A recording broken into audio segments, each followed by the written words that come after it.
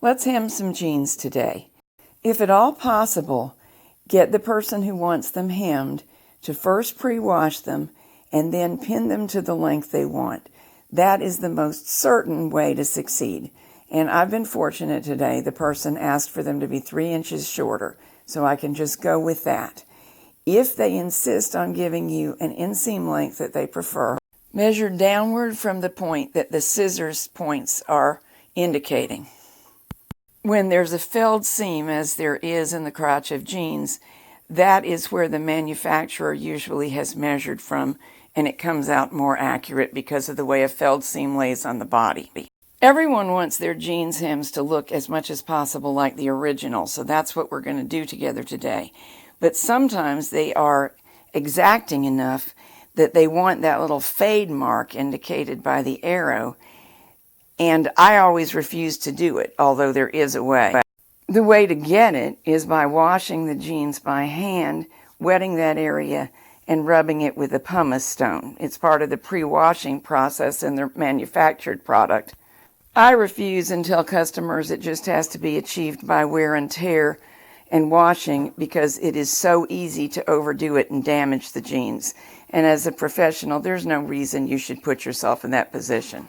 But I'm telling you how in case you want to distress them for yourself or your family.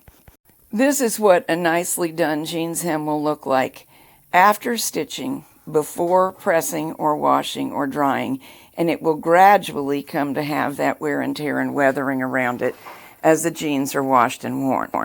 Typically, the stitching line is a 1/2 inch from the bottom fold, but that does vary by manufacturer and with the year and the fashion, so you need to pay attention to what the jeans started out looking like. One way to hem jeans is to mimic the original as closely as possible in terms of exactly how much fabric was turned under and how far the stitching is from the edge of the bottom fold. The other way is to hide a little bit of extra in the hem in case adjustment is needed, and I'm going to show you that. The only difference between the two methods is how much fabric is actually turned under. Everything else is the same, so you'll be able to do the first by seeing the second. So here goes the actual process. Measuring up 3 inches along the inseam and marking where we want the new fold line to be. I'm trimming off 1 inch of the 3 inches that I want gone. Going to fold the other 2 into the hem and run the line of stitching a 1/2 inch away. But in order to avoid difficulty stitching over the felled seam, here's a step that really helps. Release that seam and snip away some excess layers of fabric, only on the inside. In this case, this isn't really a true felled seam, but it does add extra layers, and we're going to be turning it twice, which adds layers also. And trimming out some can make all the difference in getting a neat job done. So now we turn it under and under again so that the fold ends up where the pin mark is. And I'm going to move the pin to the exterior and match the outseam to the inseam, making sure the same amount is turned under in both places. Even everything up and then set up so as to be able to sew from the right side of the garment. This is somewhat optional, but because people care so much about the look of that stitching line, I find it the best. Most machines have marks that will allow you to space your stitching line 1/2 inch from the fold. If you don't have such markers, position a colorful piece of tape to do the job and use it as a stitching guide. At this thick spot in the fabric, pressing down on the front tines of the pressure foot will often help you to avoid skipped stitches where there's an unevenness between the amount of fabric towards the back and the front of the foot, and tug everything into place. If using more pins will make you feel more comfortable, feel free to do so. It doesn't hurt a thing. However, I do favor removing the pins ahead of the stitching. Yes, a good machine will stitch over them, but sometimes it will make that stitch a little bit crooked, and people don't like to see that on their jeans.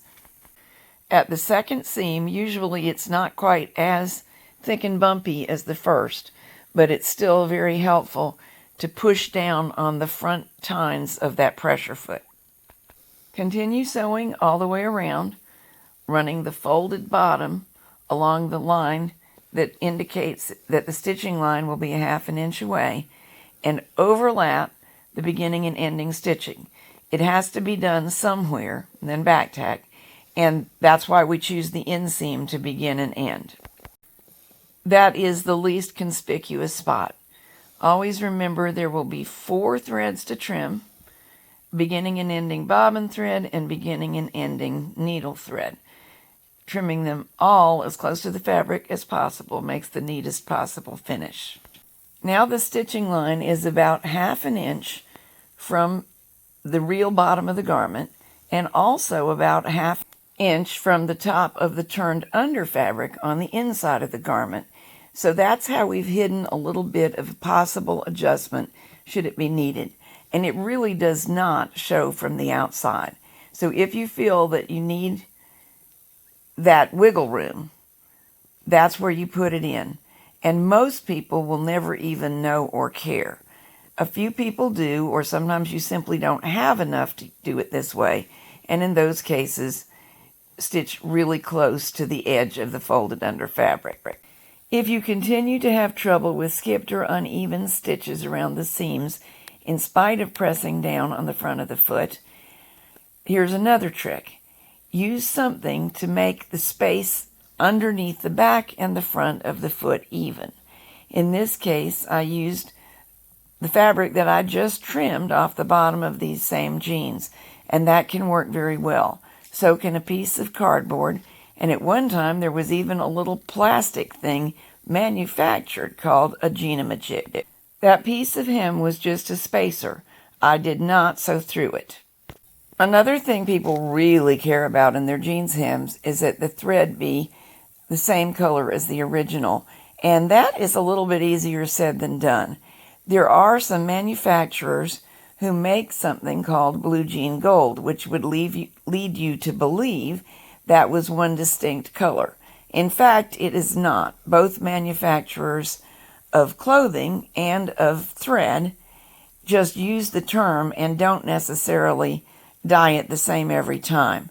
However, it's still almost always a better choice than any other yellow and will blend with a wide variety of jeans.